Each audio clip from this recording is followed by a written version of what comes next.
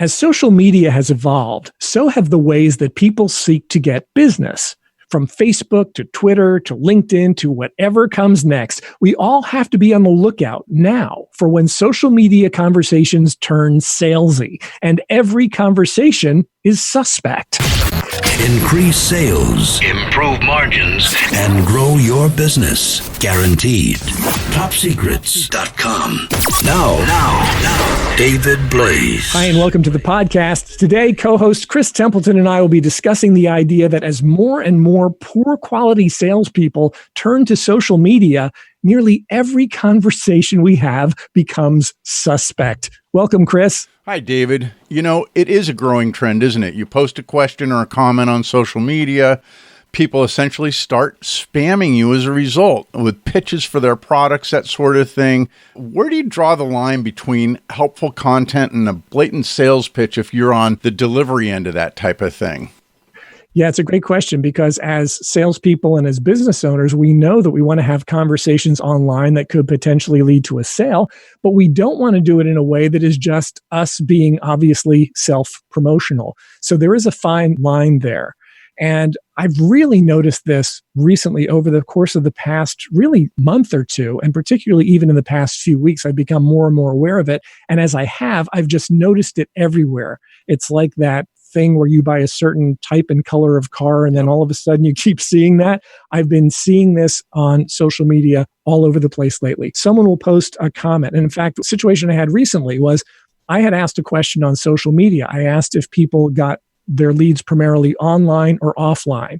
And I had some people who came in and they said, I get most of my leads online. I got some people who said, I get most of my leads offline. And then I had somebody who just posted an ad for their place, right? Because they help get people leads online. So essentially they hijacked the thread and they're sort of spamming people with a response. And I thought it's so foolish and short-sighted to do that. Because if they had actually responded and said something like, well, you know, we used to get them online, but now we get them offline and we've developed a few strategies that have helped us to do that, then they could at least start planting seeds without being obvious about, here's my link, go click it, buy from me.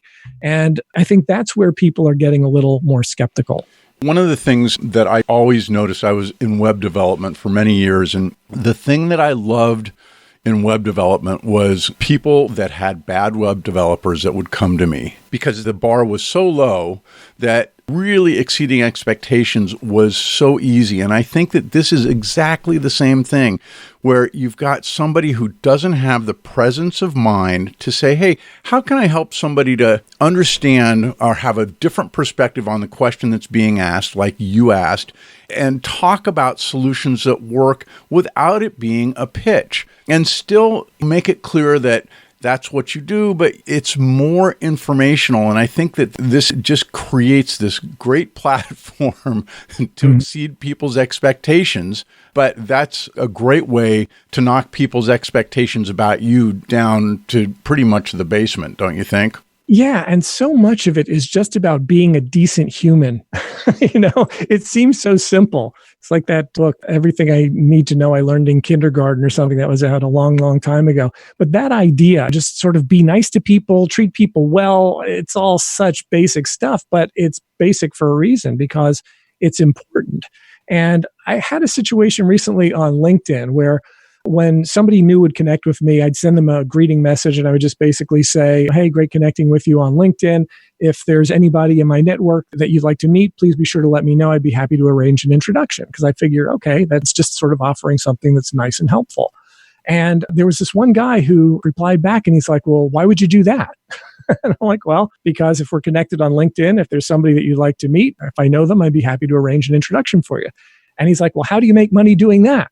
And I'm like, well, I wouldn't necessarily make money by introducing you to someone, but if it's helpful to you, this is supposed to be social networking. So this is an opportunity to network. That's why I figured I would do this. I'm like, you don't have to. If there's nobody in my connections you want to meet, that's fine. I don't have to introduce you, but I'm putting it out there, making that available.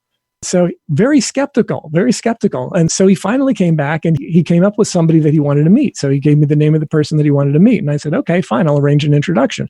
So I sent a message through LinkedIn to the person that I was connecting with and letting him know that this other person that I was connecting with wanted to meet him and gave him the information, said, if you two want to connect, by all means, please feel free to do so. And so then this guy who I had now referred to this other person I'm connected with sends me this message saying, oh, okay, thanks. And then he gave me a list of 7 other people in my list that he wanted me to connect him with. And I replied back and I said, I'm sorry, I can't actually spend my entire day connecting you with people. If there's somebody who I connect with new, I'm happy to connect them with one person, but I can't spend sort of the rest of my day or the rest of my life connecting you up with people. Let's see how it goes with the first one and we can go from there. And the guy wrote back and he said, okay, so there it is. Right. That's I guess his response. So there it is. So there it is. So it's like, okay, there's the catch. The catch is that you're only going to introduce me to one of the people who's on your list. Now, here's somebody who didn't make any attempt at all. I don't even think he said thanks for the referral to the first person, but it's like he saw, okay, hey, here's this idiot who's willing to introduce me to as many people as I want. I guess that's what he thought, although I didn't say that. But it's like he went in with this idea of, that there was some sort of catch or whatever. And he ended up creating his own scenario. He ended up creating his own result because as a result of his behavior, it's like, do I want to connect him with anyone else ever again? Probably not. I certainly hope not. No. And I almost feel bad for the person that I connected him with, although hopefully that person realized that this person might not be worth connecting with. But so this whole idea of conversations being suspect, it goes a number of different ways. One is that there are some people who are just suspicious of everything, even when they shouldn't be. Right. And then there are other people who sort of fall down the rabbit hole where somebody starts engaging them and then the next thing you know, they're buying stuff that they didn't mean to buy. So there's definitely a balance here. But congratulations. By the way, when we connected on Facebook, I saw that and it blew me away. Here's a whole different approach, David. It's like, wow, this guy wants to help me. And it's so easy to fall into these default thoughts about how can I get on LinkedIn and make the most business? And it's the kind of thing when I see that kind of response like you had, hey, let me know if there's anybody in my network that I can connect you with. It goes to exactly what I was saying earlier. It totally changes the perspective that I have of you because you're thinking in a way that serves others, and that's how you end up serving yourself, isn't it? Yes. And the other thing that it does is it lets you know what people are made of because you'll be sending something like that out. You're making this offer. Hey, if there's somebody I can connect you with, let me know. And some people will reply back and they'll say, oh, hey, thanks. Can't think of anybody offhand, but I really appreciate the offer. If there's anybody I can connect you with, please let me know as well. And 9 times out of 10, there's not, and I'm not looking to be connected with somebody else. But at least at that point, we've had a friendly exchange and we can take it from there. The other thing is you find guys like this guy who is just paranoid. And so you recognize, okay, this is not the type of contact that I would like to maintain long term. But it allows you to start to establish those real relationships, which we've talked about in previous podcasts. Right. When we think in terms of networking, can we establish a real relationship with a real person? Something else that I've been really focused on recently with social media is connecting with people who I really enjoy connecting with, who are fun, who love business, who want to grow their businesses, who want to grow their sales. Of course, they're the people that I can help, which is why I want to interact with them. And so what I've started doing recently is when I invite someone to connect on LinkedIn, I say that right up front. So in the message that I send out, I'll say something like, hey, I see we've got some mutual connections, or I saw some of the things that you posted and I found it interesting. I'm looking to connect with business people who are smart and focused and interested in growing their business. If that sounds like you, then I hope you'll accept my connection request. If not, feel free to disregard or delete. Thanks a lot. Love it. And that's it. And so then the people who ignore it, what I can do is a few weeks later, I can rescind the invitation and I'll focus on finding some people who actually are interested in that and who respond to that. So what it allows you to do then is to build the type of audience you want to have, the ideal type of prospect that I wanted to attract. Right. That's what I put in the message.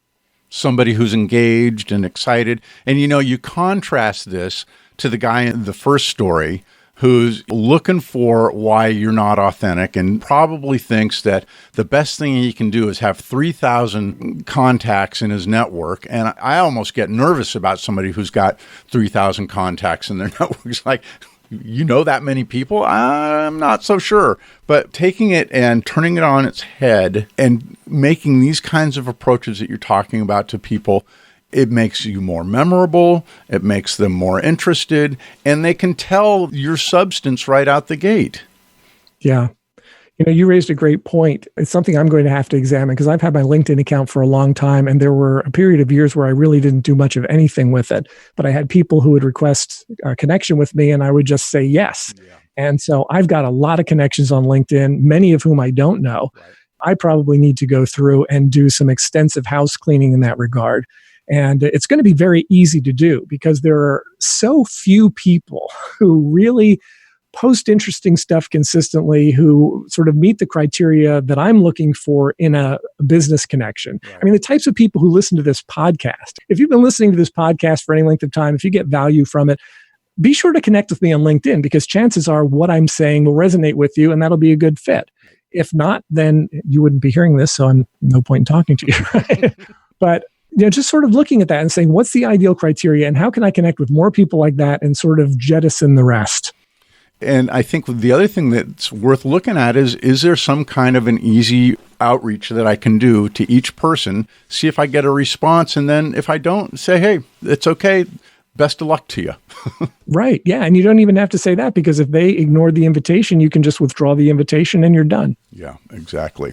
So let's talk about what our listeners can do to communicate more authentically and prevent everything that they say from coming across as blatant self-promotion. Please. All right. Well, yeah, communicating more authentically is really easy enough. It's a matter of taking that approach. If you start with approaching your social media connections the same way that you would approach someone when you're meeting them in real life, understanding that these are not just names on a list, these are not just words on a screen, these are human beings who have desires and goals and friends and family and relationships and all that sort of thing. And looking at it and saying, okay, based on what I've seen from this person on their profile, is this the type of person that I would like to be connected with? Is this the type of person that I can learn something from or who could potentially learn something from me? And if so, then pursue those relationships. So identifying the people that you want to have in your network and the people that you don't want to have in your network. And then it's okay to just say no. If there's somebody who reaches out to you, wants to connect on social media, if you don't see that there's a good fit, you're not required to accept those requests. So you can potentially be a lot more finicky than you already are being when it comes to selecting who you're connected with on social media. And that's advice that I need to follow better myself. And as a result of your comment on this podcast, Chris, I'm definitely going to do that. I need to go back and do a little bit of trimming. Well, I think we can all do it. And we all have good reasons for doing it. When it first came out, it was exciting. It was a lot of people saw it as, hey, this can be a real big supplement to my business. And then I haven't done anything with it. And guess what? 80% of the people haven't either. And so I think it makes a ton of sense. And, it also, when you knock up the quality of the people that feel like a fit, and I mean it not in terms of who they are, but feel like a fit for me, man, I'm in a way better place and more likely to make it something that is worth my time to spend on generating new business. Absolutely. And getting beyond this then, I mean, obviously we start out from a place of authenticity and we're just actually trying to establish real relationships with people. If we look at that as the first step, then that's going to be very helpful. Next thing we want to do is to say, okay, how can I actually honestly just help someone with social media? How can I provide them with some information that will be useful? This podcast is an example. One of the things that I do on LinkedIn and on Facebook now is that I post a link to this podcast in my profile so that if they find this information helpful, they can go there, they can click on it, they can listen to what we're talking about, or they can read a transcript of what we've said, and they can get a benefit from it. So if you're doing that as well, if your second step is to actually provide them with helpful, useful information that will benefit them, then not only are you being authentic in your communication, but you're also being helpful and useful, which is going to make you much more credible. So you're going to be far less likely to have people suspect you of ulterior motives if you're providing them with good, solid, useful content. And then if you want to avoid coming across as blatant self-promotion, then don't do that, right? Don't engage in conversation for the sole purpose of trying to sell something. Right. If you approach them from the standpoint of being able to help and being able to engage with people who you could potentially benefit, then that's going to be a winner every day. And if you can't, if you find yourself in a situation where you've connected with somebody and you know that you really can't be of help to them, then say that. Just say, you know what, it doesn't sound like I can help you. We're welcome to remain connected, but I don't think I can help with what you're doing. Because that also is very helpful. If you're in a position where you know somebody socially, you've met them socially, you also know what they do for business, and you can't buy from them, it doesn't mean you can't be friends. It doesn't mean you can't interact, but it's just nice for everybody to know where we stand. I don't think there's anything better than saying to somebody, hey, you know what? I'm not a fit, but let me see if I can get you pointed to the right person. Or I'd love to be a resource to you, but this isn't a good fit for me. Let me see if I can find somebody who is. That kind of thing just goes so far, doesn't it? It does. And we have those conversations in our office every single week. I was going to say every single day, but it's probably not. But I know we have multiple conversations like that every single week where we talk to somebody, they're trying to accomplish something in their business, and we find out what they're looking to do. And if we can't help them, we say, okay, well, that's not really our area of influence. Here's who I would recommend you contact, or here's what I would recommend you do. But, we're not the guys for that. And it's simply authentic communication. The better you do at that, the more people are going to like you, even if they're not going to be doing business with you. Yep. By the way, don't forget to go to topsecrets.com/call, where you can set up a meeting with the team over there and find out what they can do to help you strategize a great 2020. There is a lot to cover there, and yet when it comes right down to it, it comes down to authenticity, doesn't it? And serving others. Absolutely. Very nice. Hey, David, what's coming up in our next podcast? Okay, next time, Chris, we'll be talking about and asking the question, are most of your leads coming from online or offline? I love it. Thank you, David. Excellent podcast. Looking forward to the next one. Everybody, take care. Talk to you soon. Thanks, Chris. TopSecrets.com.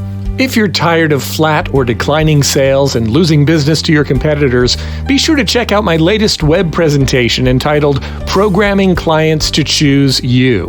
Who are your very best prospects currently programmed to buy from? Is it you or someone else?